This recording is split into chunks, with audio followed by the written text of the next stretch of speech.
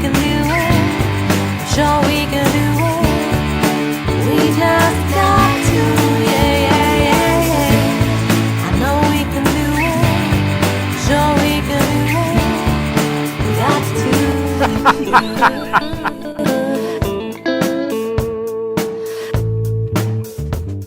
Hello, it's it's the last day of August, and so we have got a not unpleasant temperature wise, but very wet today, and so it seems to me that best thing I can do is spend the morning in the kitchen.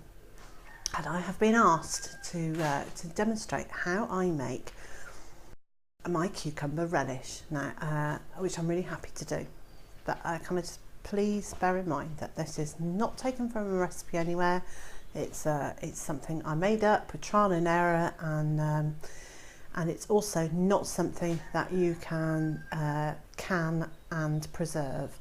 You can't keep it in the fridge for more than 24 hours or so. Maybe you can, but I haven't, and it has no great preserving techniques that I know are secure. So when I make it, I then put it into very small containers and I freeze it, and I only defrost it just as I'm about to use it. Can I just suggest that you do the same, unless you are a very proficient canner, and then could in theory can it in canning jars. But so that's my little bit of health and safety, and so keep it in the freezer. Now, I've only got 3 small cucumbers, but you can scale this recipe up to deal with as many cucumbers as you have.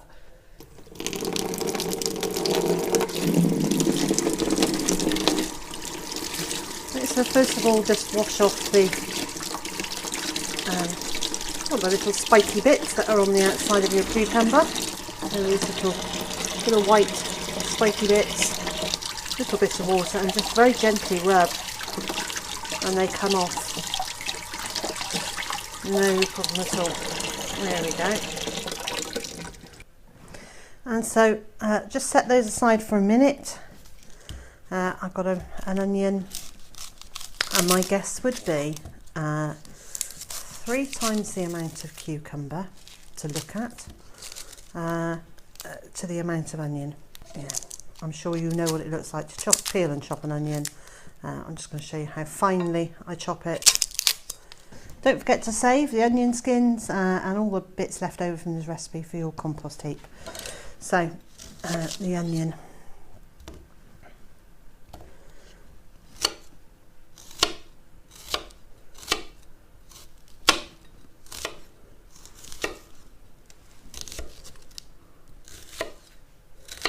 I don't go quickly when I'm cutting very finely, and particularly not with onions, because it's easy for the knife to slip. So for those of you who are forever having problems with onions, either push a fork into it to hold it, or put your fingers on it and bend them over, and that way the blade can't cut your fingers off. So you're looking at a really fine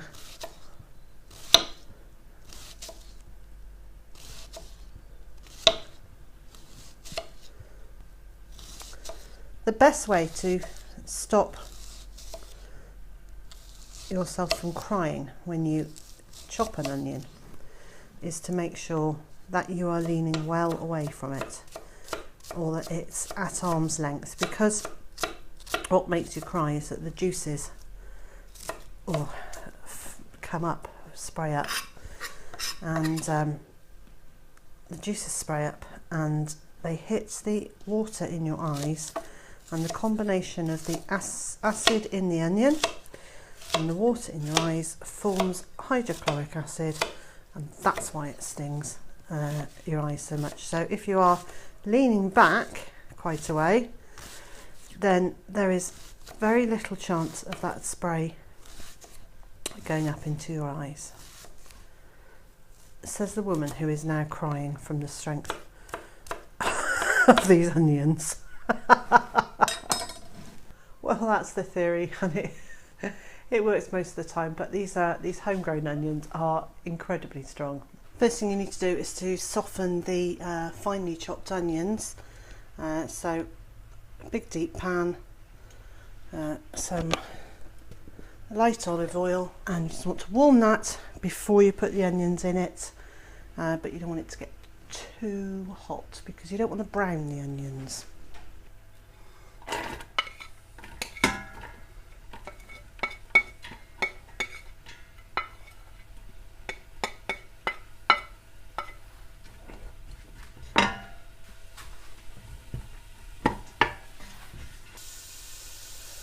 And so while they're softening, you can chop the cucumber. Make sure the heat underneath your onions isn't too high so that you don't burn them.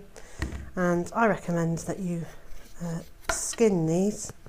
Now I remove the skins because I have an allergic reaction if I eat cucumber with the skins on. But obviously none of the peelings go to waste, they all go off to the compost heap as well. If you're not in the UK, all your peelings could probably go to your chickens. Here in the UK we're not allowed to give our chickens food that has gone through our kitchens, and because it's considered to be, because it's considered that there's a risk of salmonella. So the UK government, not the European government, not the European Union, just the UK government say that we can't give our chickens food scraps and the peelings from our vegetables. So now I would imagine if you leave the skin on, this would be, or even the skin on some of your cucumbers, it would give the most wonderful colour to the relish. So with your cucumbers you're going to dice them. Now if you've got one of those lovely machines that cubes and dices things really finely, then that is the thing to use. I don't have mechanical help like that in the kitchen. I'm beginning to get some things. I don't actually feel the need for something that chops for me. I've got very good chef's knives, and I'm quite happy just to take the time to chop things.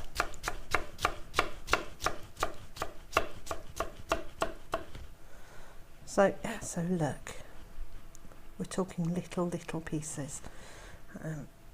And the finer it is, in some ways the nicer, but you know, you want them to be about the same size as your onion bits. So the onions there are starting to soften, and I've got this over a medium-high heat, so it's not actually high. My cooker goes 1 to 6, and this is on number 4. Right, those are just beginning to get a little bit of colour on them. So my next step is to add some white vinegar. And you could, of course, use cider apple vinegar. So look, I'm just covering the bottom. Can you see just a little bit in the bottom of the pan there? And the next thing is to add your cucumber, your finely diced cucumber. You can see I'm only making a little bit, so you'll want to scale it up, and as I said, it's not an exact science. So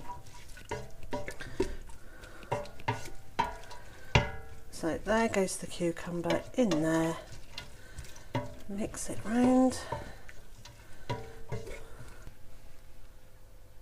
and I use a golden granulated sugar, and my measurements are like this.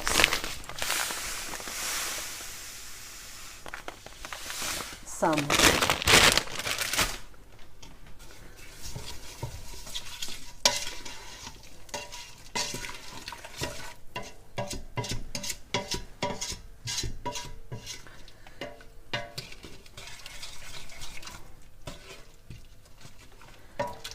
And then into that, while that's coming back up to a boil, a pinch or so of sea salt,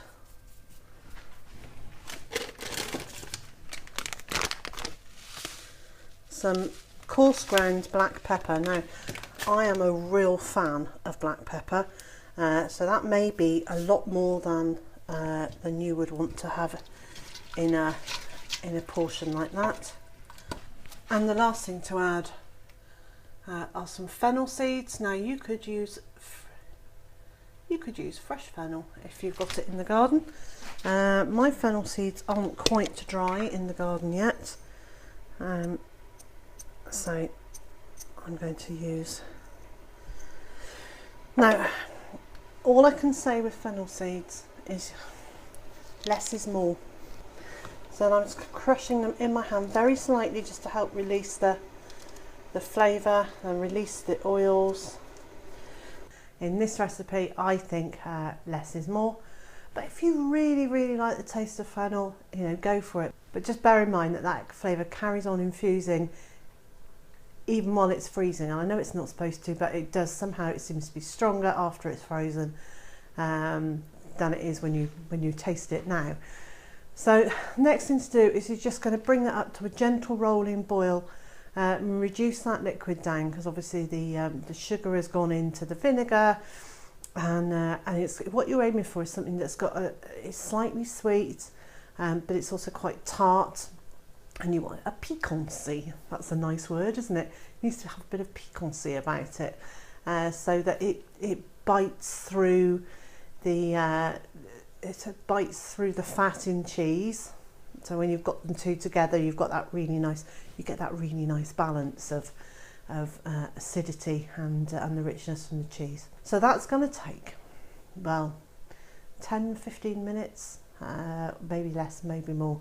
So I've brought it up to the boil, and we're just going to leave it now on a gentle rolling boil, and just come and stir it very carefully every now and then.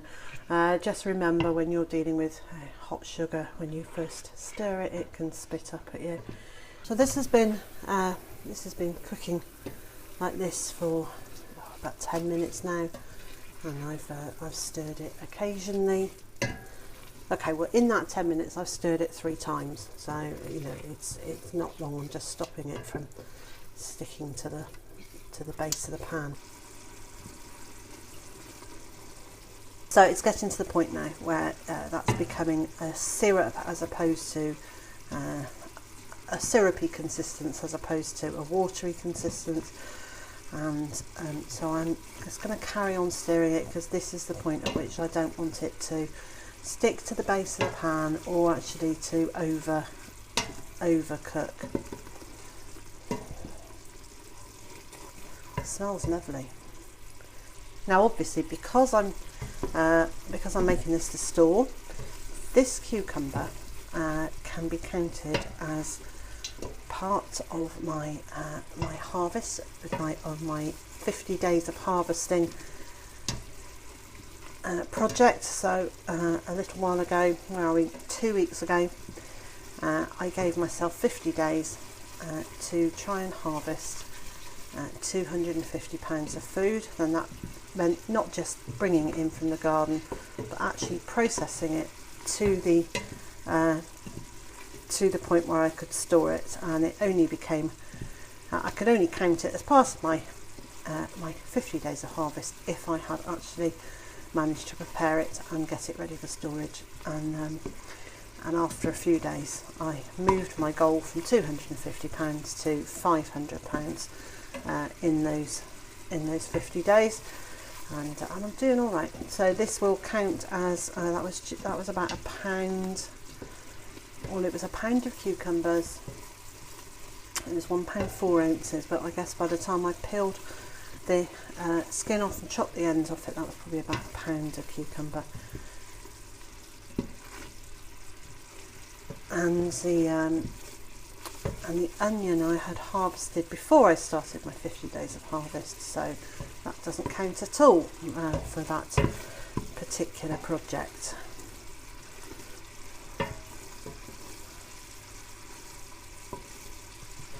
So let's have a little look and see where we are.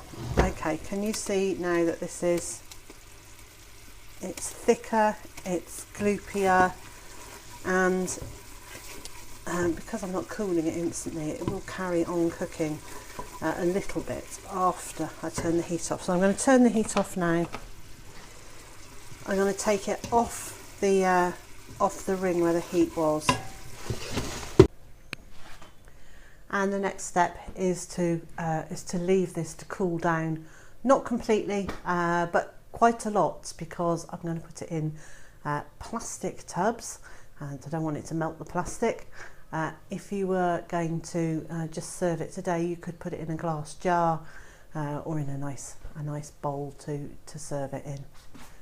What I use to store my cucumber relish in is these little plastic containers, which are just like the ones you would get in a deli store for putting, or with your takeaway. You'll take out food, which they might put a sauce in, and they're ideal. Using a pen, you can write on them. That will scrub off very easily in the wash. A bit of hot soapy water, and that writing comes off, so you can reuse the pots. So they come like this. I fill them up, not too full. Seal them down nice and tight, and then leave them to cool absolutely completely before they go in the freezer. And then when we want to use one, it's 30 seconds. I like loosen the lid a little bit, just a little, 30 seconds in the microwave, and it is ready to use. In fact, 20 seconds is probably enough. At 30 seconds, it's slightly warmed. Now, don't forget to taste test it during the cooking, but please be aware this is boiling sugar, so you need to, and it's hot, really hot, so you need to take a bit out on a spoon and leave that to cool for a few moments, or blow on it, whatever you need to do to cool it down before you try it. If it's very, very acidic, if it makes you pull that face, you need to add a little bit more sugar. If it's too sweet, you need to add a little bit more vinegar, and then just let it boil down some more. So here we go. These are warm still. Actually, they're not hot, but they are warm. So there you go. 3 little pots, and actually they are little. They're not huge. And I don't fill them to the top because it's just the 2 of us, and actually that's almost too much for 2 of us for one meal. And I don't want this hanging around in the fridge. I think once we've opened it, it's eat it that day and throw away the rest of it.